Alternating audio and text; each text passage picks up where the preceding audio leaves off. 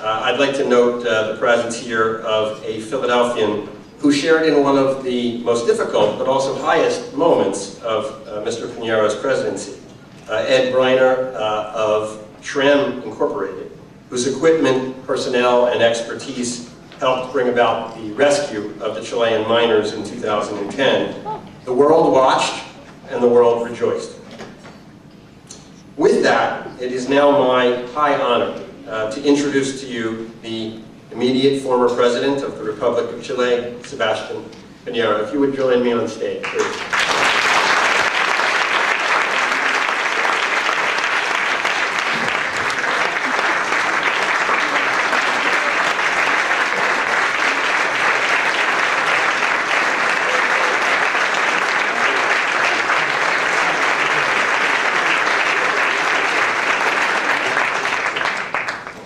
As most of you know, the World Affairs Council has bestowed the International Statesman Award on a distinguished list of world leaders over decades who have made a real difference in their time for their countries and for the global community.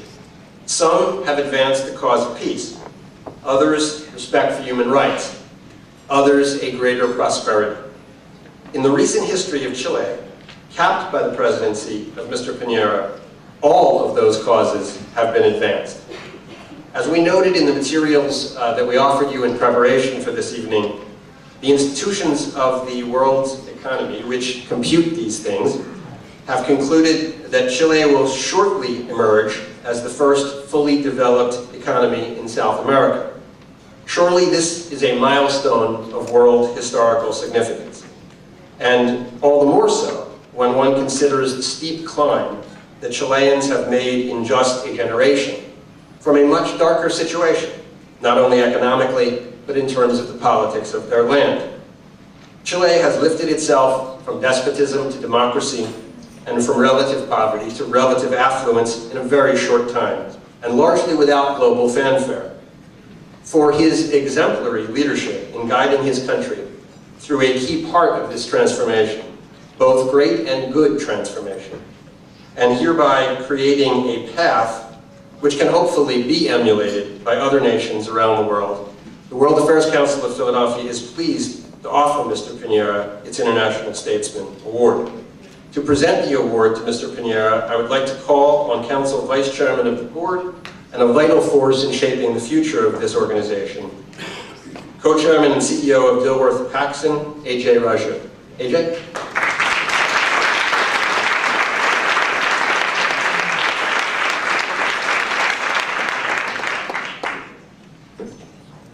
Proud to be a foot soldier for this organization. All of us in this room know a secret, that the World Affairs Council has become a portal through which leaders from around the world reach to take a slice of Philadelphia back to their world.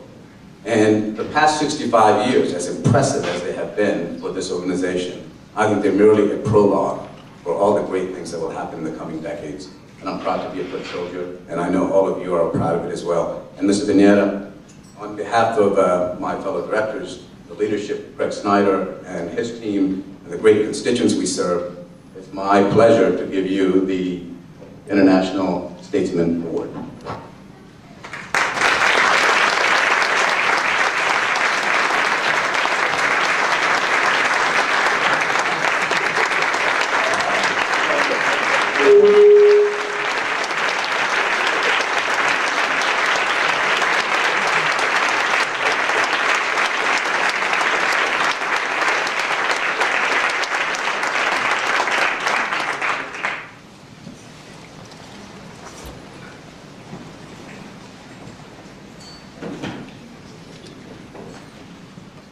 Good night to everyone.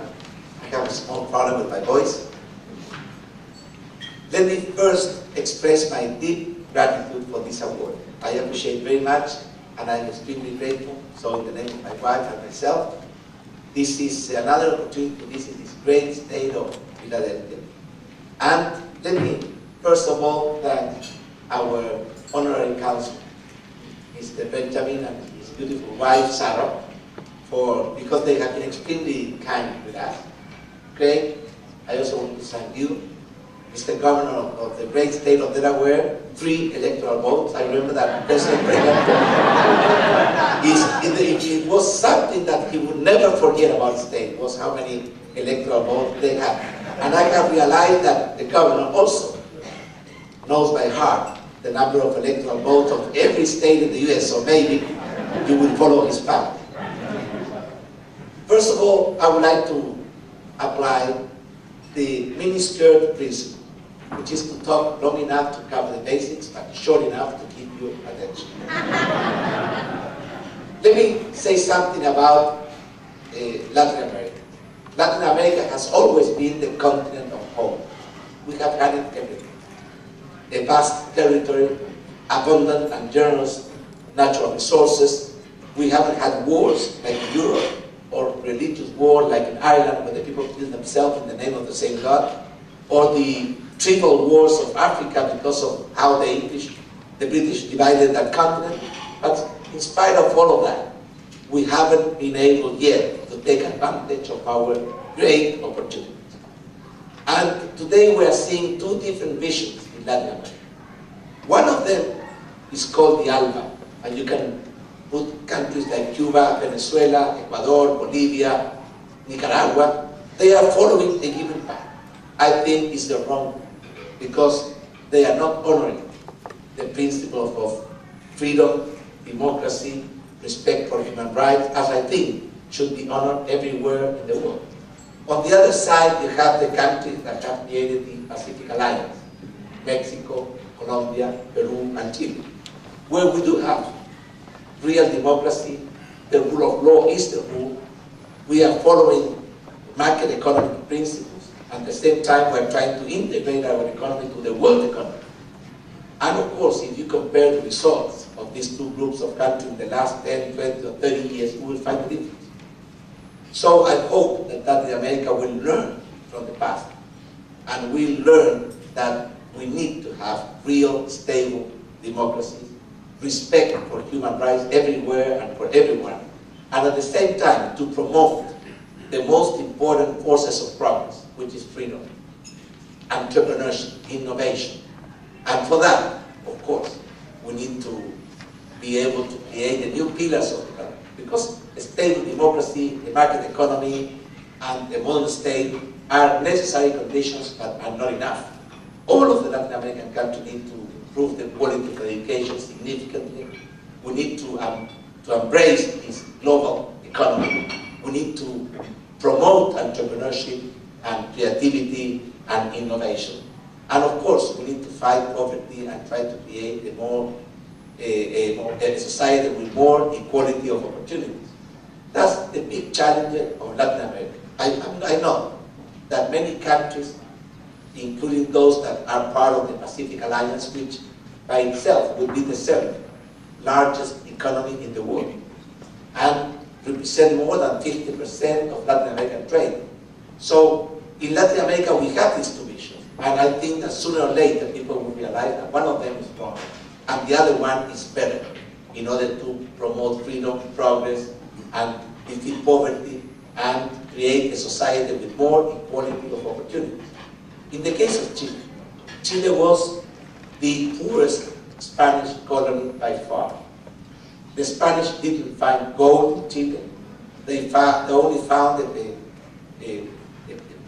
people which were called the Mapuches, which were great warriors, and they fought the Spanish forever. The Spanish were never able to defeat the people that were living in Chile before they arrived there, because Christopher Columbus thought that he discovered America. Of course, that's not the case. In Chile, we say that the colonists are like Christopher Columbus, because he never knew where he was going, he never knew where he arrived, and the state paid all the expenses. Basically, being this poorest Spanish colony, Chile has struggled to become now the country with the highest per capita income in Latin America. As Craig said, we are very close to become the first, hopefully not the only one, Latin American country able to defeat poverty and overcome underdevelopment. If we keep growing, as we have been growing during the last 4 years, before the end of this decade, Chile will be a fully developed country with a per capita income higher than many, many European countries. But for that, we need to keep working very hard, because all mountaineers know that the second half of the climb to the top of the mountain is the most beautiful one, but it's also the most difficult. There are so many dangers, so many temptations in the road, because many countries think that they have arrived to that goal before they have really get there, and therefore they stop themselves, and many times they destroy all the effort that they have made before in order to become a developed country. If you take into account what the history tells us, in the last 60 years, only 5 or 6 countries have been able to cross that desert from the underdeveloped world to the developed world. Taiwan, Singapore, Korea, and a few others. Most of the others have been stuck in the middle of that desert. And of course, in Chile we have this mission. We are celebrating our bicentennial, like so many other Latin American countries. Most of the Latin American countries are celebrating our bicentennial, which we did in 1976. But after 200 years of independence, having all the opportunities, Latin America is still an underdeveloped continent with more than 1/3 of its population living in poverty. And that's not a design of God. That's because we have not been able to take full advantage of all the opportunities that we have had. That's why we think that the Chilean experience is so important, because it can show the way for many other Latin American countries. Chile now has a per capita income of around $20,000.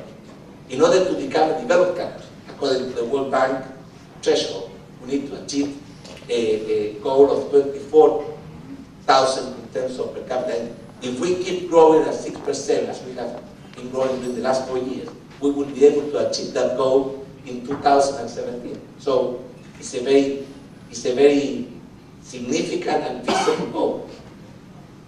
What can I say about our 4 years, our government, which started in 2010 and ended 3 weeks ago? We have had to govern in very difficult times. First of all, 11 days before we took office, Chile was strike. There was a strike. By the fifth strike. Stroke. How do you say it? Struck. By the fifth worst earthquake in the known human history. It was a devastating. In a few minutes, we lost 1 out of every 3 schools, 1 out of every 3 hospitals. Thousands of bridges, buildings, water dams, airports, ports. The total cost of that was 20% of our GDP. Just to put an example, the Katrina disaster represented less than 1/2 or 1% of US GDP. In our case, in 3 minutes, we lost 20% of our GDP. If we are growing at 6%, that means that we lost in a few minutes what we have done in more than 3 years. That was what the condition under which we had to start our government. On top of that, the Chilean economy was showing clear signs of fatigue before we took office.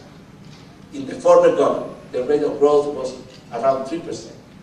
And one of our most important goals was to double that growth rate from 3 to 6%. But it was not only the earthquake and the fatigue that the Chilean economy was showing before we took office. Also, we have had to live in the middle of very difficult difficult times for the international economy. Europe was in recession, the US economy was in a very weak and unstable recovery. The Asian giants like China and India were losing speed, and many Latin American countries have suffered a lot because of this international recession. But I'm not saying this in order to excuse, as an excuse for not achieving our goals, because we were able to achieve our goals. During the last 4 years, the Chilean economy was able to grow at almost 6% per year, which means that we were able to increase our per capita income from $15,000 to $20,000. At the same time, we were able to create 1 million jobs. To make a comparison, that's equivalent to 25 million jobs in 4 years in the US, taking into account the different size of the two countries. That allowed us to reduce the unemployment rate from 2 digits to less than 6%. At the same time, we were able to reduce significantly poverty and inequality, and undertake very significant important reforms in the educational sector, in the health sector, which are giving good results.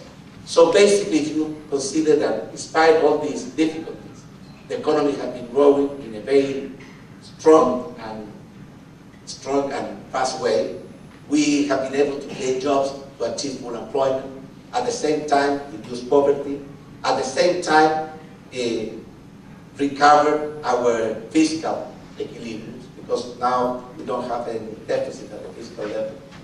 That's our results, which are really significant and are changing the quality of life of the Chilean people.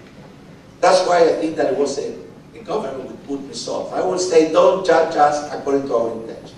Judge us according to our results. That was our commitment at the beginning of the government, and was the same commitment at the end of our government.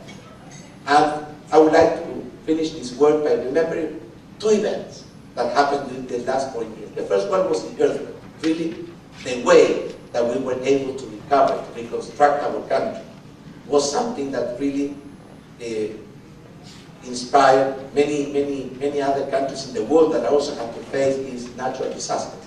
I remember I had a conversation with the Prime Minister of Japan, because they also had a very strong earthquake a few months after ours. And I remember asking how long it will take for Japan to reconstruct the country. And he told me, look, at least 10 years, but that's not the only cause. We will have to face 2 or 3 years of recession because of the earthquake. And he asked me, what are your plans? I had my doubt. But at the end of the day, I say, okay, I will say whatever I think. We want to reconstruct our country in 4 years and not have any recession. I want to speed up the growth rate of our country from the very year of the earthquake, which was 2010. And actually, we were able to reconstruct the country in the 4 years and to achieve a 6% growth in the year that our country was hit by the recovery. That took a lot of effort, commitment of all the Chilean people. And the second story that I would like to share with you was the mine. I remember it by heart as if it was today, when I was informed about that accident in a small mine in the driest desert of the world, the desert of Atacama. And I came back to Chile because at that time I was in Colombia in the transfer of power from President Uribe to President Santos. And I stopped by in the airport near that mine. All my ministers told me, don't go there because this will not have a happy end. I said, it's my duty to be there with the fathers, mothers, wives, daughters of the miners. And when I joined them, they were really very anguished and looking for some kind of hope. And I told them, look, the only commitment I can make is that we will look for them, the miners, as if they were our own sons. And that's exactly what we did. I flew to Santiago at night, and I made 4 calls. And I called the President of the US, Canada, Australia, and Peru, because they are also very important minor countries, asking for help. And we are extremely grateful, because we got a lot of help from the US and a lot of help from this great state of Pennsylvania in terms of human equipment, technology, and good ideas. I remember that for the first 17 days, we didn't know where they were. We didn't know whether they were dead or alive. But we kept looking for them, because I always remember that commitment, to look for them as if they were our own son. After 17 days of a lot of anguish and uncertainty, we finally knew that they were alive. And then we had to undertake the second phase of that search and rescue effort, which was to get them out of that mine alive. That took us a lot of effort. Finally, and we remember that night, and we will always remember that night, they came out one by one, safe and alive. And that was something which started as a tragedy and ended as a blessing. And I think that Chile is now remembered for many things, but maybe one of the most important things thing was how we were able to deal and to comply with our commitments in that huge search and rescue effort with the mine. So I would like to end this word by thanking you very much for this award. I really appreciate it. I remember that a great French poet, which was called Victor Hugo, said once, there is nothing stronger than an idea whose time has come. And I think it has come the time for Latin America to become a continent with real democracy, freedom, respect of human rights, and progress. And we are working for that. And the second thing I would like to remember, I think that was a US Senator who ran for president who said this. He said in the world there are two types of people. Those who see things as they are and ask themselves why, and those who dreams which things that still are not, and ask themselves, what can I do to accomplish those goals? I think that in the world, in the US, Latin America, we need those second type of people that are really dreaming with the future and have the courage to face all the challenges to create a better world for everybody. Thank you very much.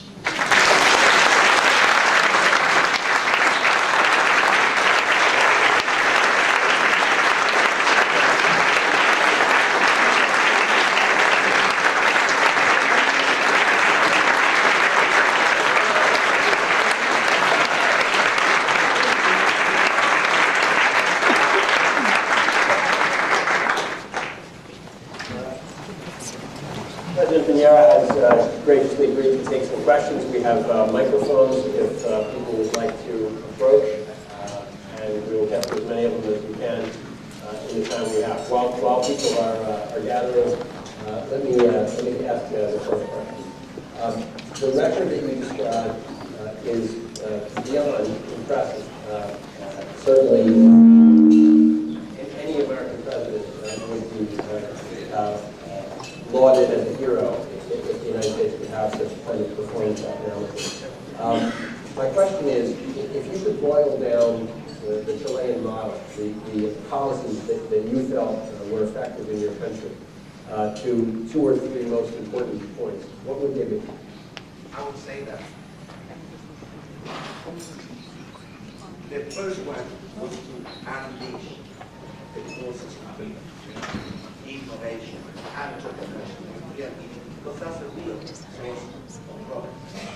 And many times government doesn't in terms of unleashing those forces. They try to control them, they try to deprive them. That was something which was very important for us to try to get the best out of every citizen in our country in order to make or to create the opportunities for them to be able to be part of this program. The second one was to be very responsible in terms of how we fund, in terms of fiscal agreement, in terms of monetary agreement, in terms of commercial agreement. That was something that was our commitment in the first day, because we inherited a very significant debt for us, 3% for us, in terms of fiscal deficit is huge. For you, it will be a great performance. But another thing was that Chile made its mind, and we, all of us, we made a commitment to be part of this new global economy. And therefore, Chile is a very open economy. We don't have any fear to compete with the greatest and most powerful economies in the world. In the US, we have a free trade agreement with the US, with China, with Japan, with Europe, with Korea, you name it, with India. So basically, we have tech in this new globalized world in a very consistent way.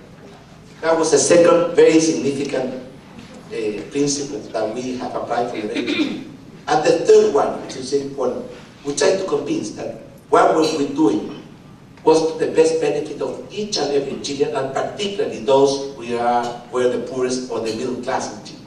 Because many times people say, okay, this is very good for some, but not for all of us, which is the case in many countries. So we were able to convince people that it was a national effort, that we had a mission. We are the bicentennial generation, and our mission is to transform Chile into the first, hopefully not the only one, developed Latin American country before the end of the day. I would say that those principles were key to explain the huge and very significant results that we were able to obtain in 4 years. And I would say that if we keep going in the same direction, because if we keep going in the same direction, Chile will become the first Latin America in history in be able to defeat poverty and develop and become a developed country with a very stable democracy and with a very strong rule of law. Thank you. I would like to move her up. We have these spotlights on us, so it's hard to see, but I'm going to try. I think I can use that microphone. Excellency, congratulations on all you have done with your country. I think the country of Malaysia could use your help right now. I wish you'd bring in some of your technique. My question is a bit more personal. I would be interested to know your path to the presidency. How did you come to this role and be so qualified to guide your country to such progress? Thank you very much. You know that women don't need any microphone. They speak out loud and clear everywhere. Well, in my life, I have had 3 strong vocations. The first one was an academic. That's why I went to Harvard, I got a PhD. In Harvard, I was a teacher or a professor in many universities, some of them in the US and in other countries, also in Chile, of course. And I spent 10 years of my life in the academic world. One day, I decided I wanted to be part of the real world, and I became an entrepreneur. I started from zero, creating many companies. Some of them became very successful. But when we recovered our democracy, which is a natural way of life of the Chilean people, we know that we had a dictatorship for 17 years. But that was an accident, because if you take into account the full history of our country, Chile has always been, except for a very short period of time, a very stable democracy. And therefore, when we recovered our democracy, which was in 1989, I decided to enter the political. And I ran for senator, representing Santiago. I was elected senator, and I served as a senator for 8 years. And after being a senator, and I think I'm sure that Governor Merkel is thinking the same, we think, what's next? And I thought that maybe run for president would be my next mission. And I ran for president in 2005. We had a very close election with the actual president, Michelle Bachelet. So we had to go to a second round, the ballotage, like the French say, and she won by 2 or 3 points. In 2009, I ran again for president, against former President Reagan.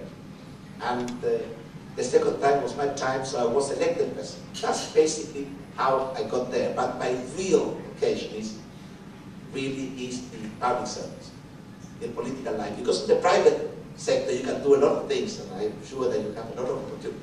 But I always remember my father. He told me, look, maybe in the private sector you will have a better life, an easier life, but only in the public sector you will be able to realize yourself 100%. That's why I'm here, and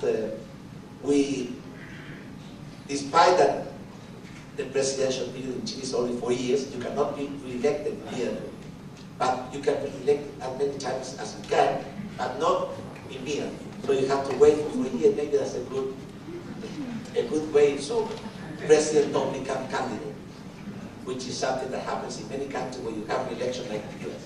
So that's basically the answer to your question. Thank you very much. Please. Hello. I was wondering regarding the economic situation in Chile. Obviously, it went really well. So I was wondering, do you believe that this method will be able to be duplicated in neighboring countries in Latin America? Definitely yes. I think that really, if you want to see which model works and what model don't work, you just have to take a look at the history of mankind, or just take a look at what is happening in the world today. I think that the best way to develop a country, the best way to organize a society is with freedom. But freedom in each and every field. The best way to guarantee freedom in the political field is with a real democracy. Real democracy. With separation of power, with respect for all kind of liberties and freedom, freedom of speech, freedom of press, freedom of expression. And we are trying to follow that path, and many other countries can do the same thing in Latin America. None of them are doing that today. The second thing, we have to guarantee economically. And I think that the best way is to have a free, open, competitive, transparent market economy integrated to the world. And the third field is how to guarantee social freedom. And for that, we need to put a huge emphasis in defeating poverty and creating real opportunities, equality of opportunity. That's something that I think is being followed by many other countries in Latin America, those three principles. First of all, Mexico, Colombia, Peru, and they are the fastest growing country in Latin America. Other countries are not following that, like Venezuela, for example, or Cuba. I think that that model goes nowhere. When you really destroy the real democratic principles, when you don't unleash the forces of freedom, you cannot really achieve good results.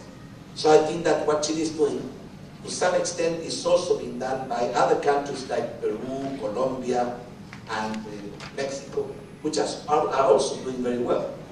I'm not as optimistic about other countries like Cuba or Venezuela or maybe Argentina because they're following the different path.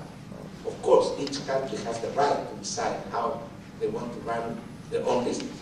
But we also have the right to make our own statement. And I think that the model based on freedom in the political, economic, and social field is the best way to achieve goals like becoming a developed country, a democratic country, a peaceful country. And that's what we are doing and we will be doing. I see a hand down here.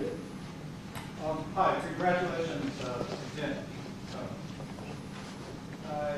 You're in Philadelphia where the U.S. Constitution was written a couple hundred years ago. I understand that Chile still operates under the Constitution that was adopted under Pinera. And I'm just curious what your feelings are about, perhaps, as I understand it, it's going to propose that that Constitution be changed. Now, what are your feelings about a new Constitution for Chile? Well, during the military government, the Constitution was approved not following real democratic principles. But that Constitution has been significantly changed in the last 24 years in full democracy, which is the case of Chile in the last 24 years. First of all, it was changed in 2009. It was changed again during the Elwin's presidency. It was changed again during Lagos presidency. Now the Constitution is not signed by Pinochet. The Constitution that we have today was signed by President Lagos. And therefore, I fully agree that the 1980 Constitution, which was created by the military government, was not a democratic one. But the actual one is. And therefore, of course, we can change our Constitution. But we have changed it so many times. In that, we have to learn a lesson from what is happening in the US. The father of this great country were smart enough to create a constitution that has been changed, has a lot of amendments. But you are changing it gradually. So some people think that in Chile we need to change everything and start from zero. I think that's a big mistake. And they want to change everything. Of course, they have the right to do it if they have the necessary support. But I don't think that in Chile we need to change everything and start from zero. I think that we need to move forward, learning from what we have done. And that's why I think that we need to improve our constitution. We are doing it permanently.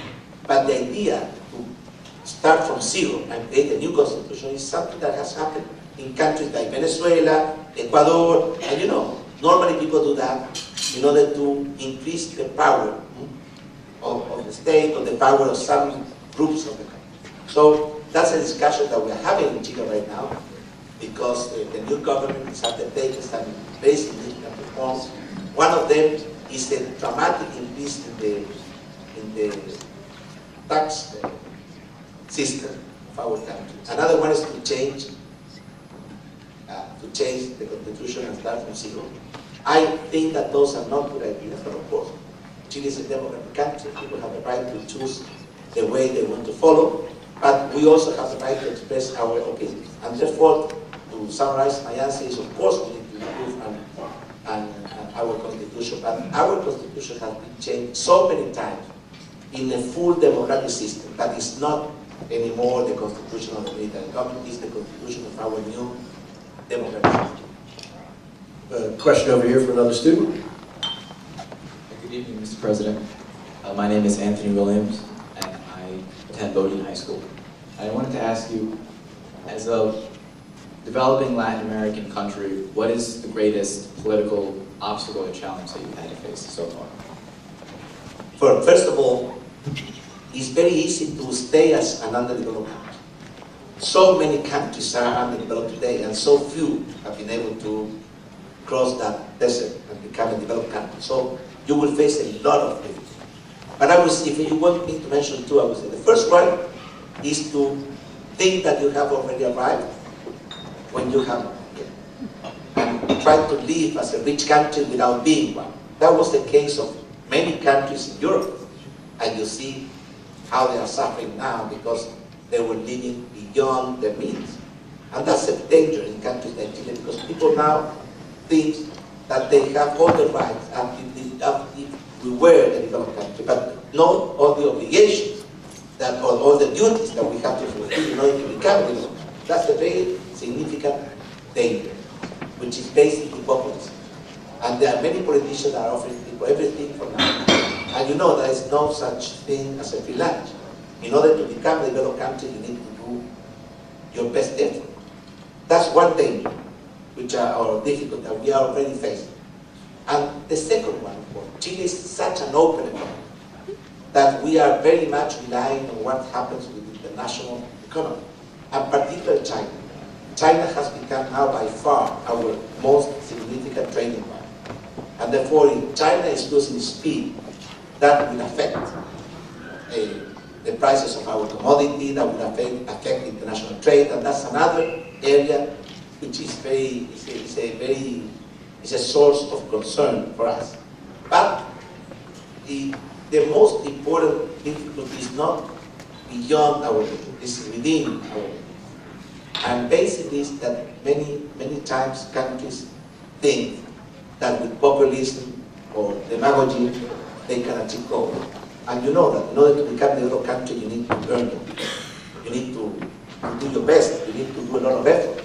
And therefore I hope that Chile will continue in this path that we have been able to achieve in order to become a developed country, because there are so many examples in the world of countries that have been very close to becoming a developed country, but they have lost that opportunity, that now probably they will have to fight a lot in order to be able to regain that opportunity. You mentioned China, and I wanted to ask you a question about China. Some people argue that the Chinese economic success in the last 2 decades proves that there is not a necessary connection between political freedom and economic development. You, of course, have argued that those two things really need to move together. Do you think that the Chinese have created a model in which tyranny coexists with prosperity? I think that freedom cannot be divided. You cannot have real freedom if you have economic freedom, but you don't have political freedom, or vice versa. In the case of China, China didn't grow at all between the year 1080 and the year 1995. So for more than almost 2 centuries, they didn't grow at all. They start growing in the early 70s. And they have been able to grow for 40 years in a very consistent way. But we have to take into account that it's much easier to grow from $200 to $400 in terms of per capita income than to go from 10 to 20,000. And I think that China is achieving a level where if they don't really create a real democratic society, they won't be able to grow as they do. And I think that they have realized that. I had a chance to talk with the new president of China in Chile a few months ago, And he was absolutely concerned about this. He said, look, in order to keep growing, in order to become a real developed country, we need to introduce reforms, not only in the economic area, but also in the political area. And his firm commitment was to move towards a more democratic China. And I think that if they do, they will be able to keep growing. And if they want to keep the political power concentrated in a few hands, they won't be able to achieve those goals. So I think that democratic or political freedom and economic freedom are part of the one big, great freedom, which is the only one that really works. We have time for one more question. Right. See a hand over here? Yes. Presidente, bienvenido a Colombia. So our family has been involved in Chile for over 40 years. And we're grateful for your trip, and we're grateful that Cecilia was coming to us. But specific to trade, Philadelphia was built on trade, and Chile is devoted to free trade. When we came to Chile a year ago with Governor Corbin. We talked about energy, and we talked about different challenges. These are challenges that are not either exploited here or developed in Chile over just a few years. My question is, when can we expect your declaration of candidacy for the next time? It's not too early. Take a little news. Look, we were talking to the governor of the great state of Delaware, and he told me about one person which happened to be the cousin of my wife. Now you were talking with me about Maria Irene, which is my cousin, my nephew, I'm sorry. Not my cousin, my nephew. So Chile is a small country from that point of view, even though we are 17 million people. With respect to your question, in Chile, your president cannot be re-elected immediately. I have just finished my presidency less than a month ago. So give me a couple of months of prayer.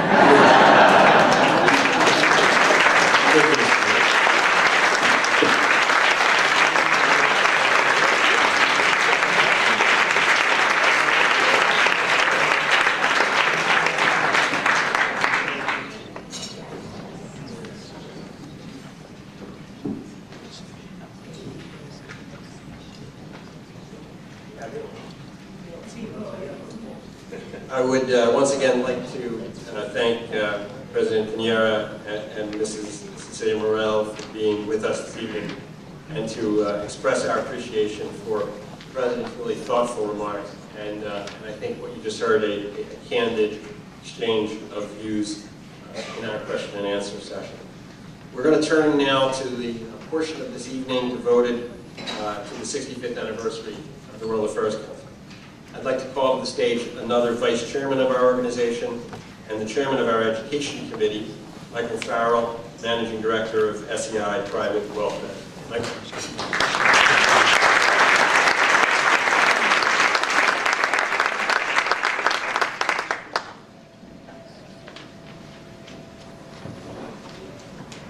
Thank you, Craig, and good evening, everyone.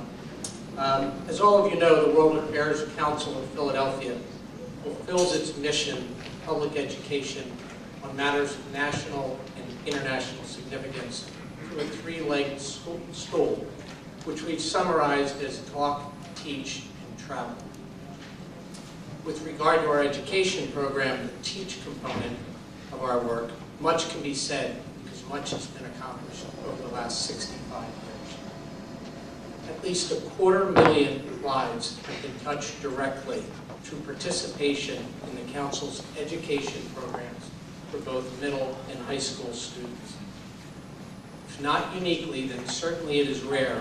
The Council's education programs bring together the full diversity of the student population in the Delaware Valley, ranging from public to independent to parochial to charter schools, and bringing together city and suburban students.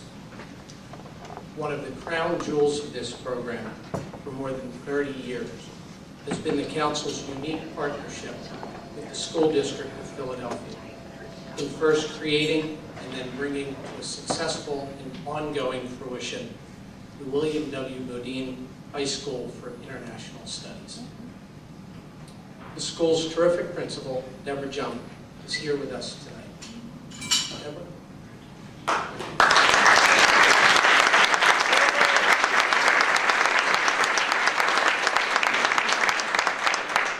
The school is named for a former chairman of the council and has been ranked by the U.S. Department of Education as one of the best high schools in our country. And thanks to the World Affairs Council, it provides an eager cohort of Philadelphia students with unparalleled opportunities for the enrichment of a traditional high school academic program with foundations for global knowledge and enrichment. Examples of the value of the Council's enrichment activity at Bodine include the fact that as we gather here tonight, World Affairs Council staffer Kristen Hutchinson is on a flight to Costa Rica with 12 Bodine students. We of course wish them a safe and productive travel. Again, as many of you know, the Council's partnership with the school district has recently been threatened by the very serious fiscal problems facing our city schools. But because of an overwhelming and multifaceted outpouring of support for the Council, for the high school, and most importantly, for those students who attend Bodine, the Council has been able to raise sufficient funds to continue our work at the school for this year. We will continue our efforts in order to make sure we have resources to go through the 2014-15 school year, and of course, we will work hard to find permanent funding for this program. I'd like to recognize all of those who contributed to the Council's special fundraising drive for the Bodine High School Partnership. This includes the wonderful staff of the World Affairs Council itself, many members of the Bodine alumni community from across the country, current students and teachers at Bodine High School, the Northern Liberties Neighborhood Association in which the school resides, and a number of corporate, foundation, and individual donors from within the World Affairs Council family who have dug deeper in order to move forward in solving this fiscal emergency. We're also delighted to welcome teachers and students from Bodine High School for International Affairs, as well as Girard College and the Shipley School. And we're especially delighted this evening to welcome high school students from Darhan, Mongolia, who are visiting guests at Girard College. And I'd like to ask all of you to stand and be recognized as representatives of thousands of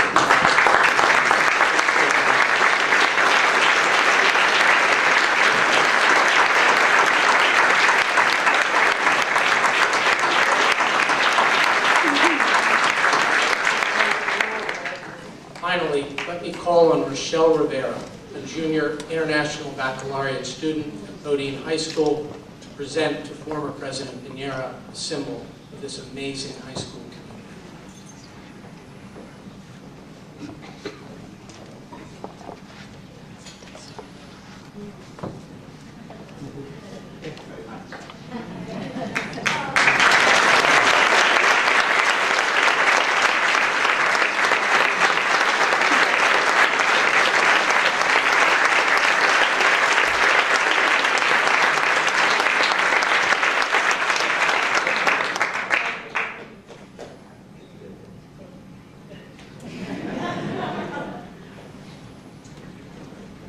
Thank you all on behalf of the World Affairs Council education programs. I'll turn it back to Chris.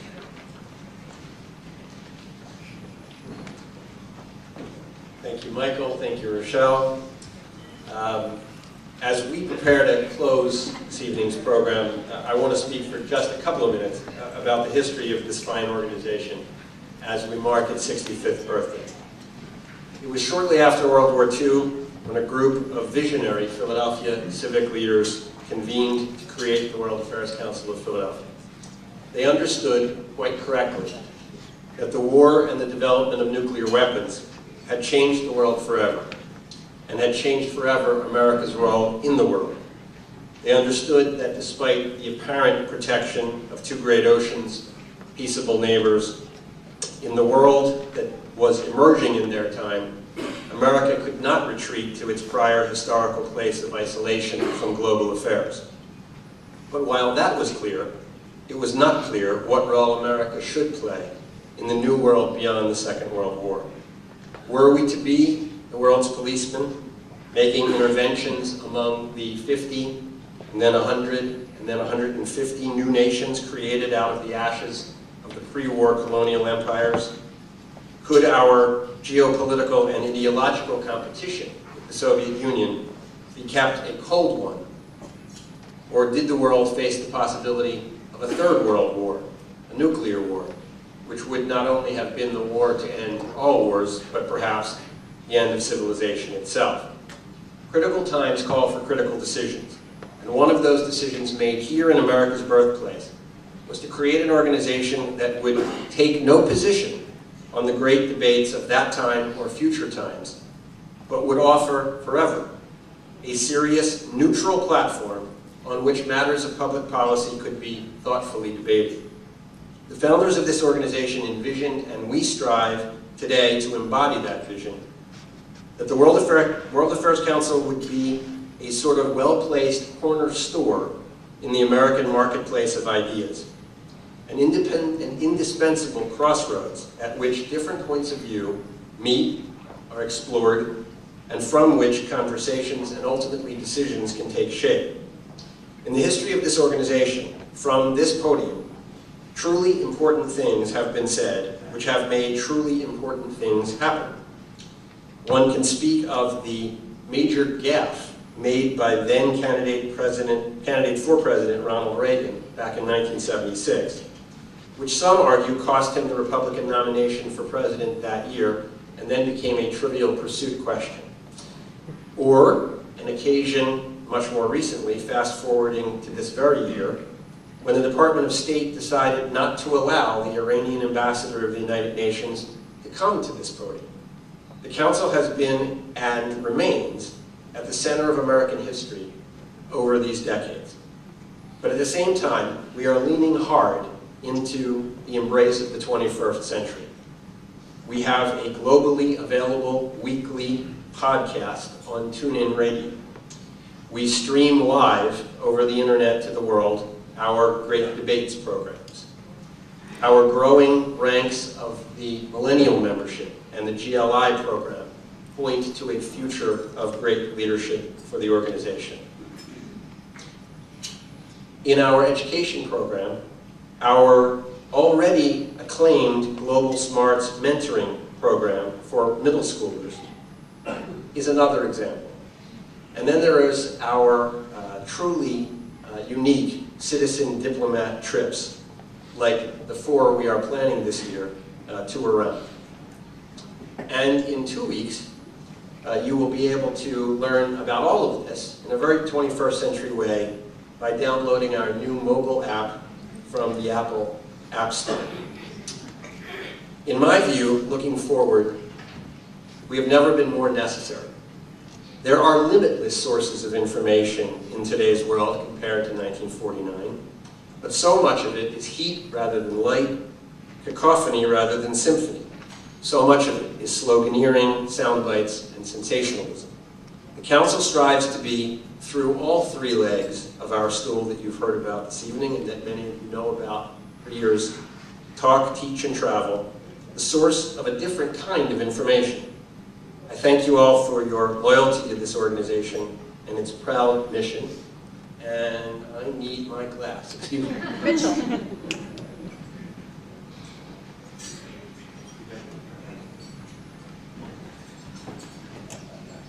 I would ask you to all please raise your glass in commemoration of the 65 years of service to our community, our country, and the world of this organization, and to the promise of many decades to come. A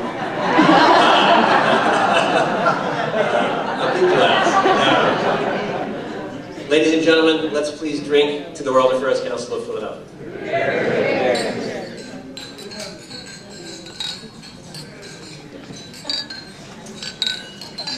I thank you all for participating in this program. Those of you who are staying on for dinner, it will be served momentarily. Thank you.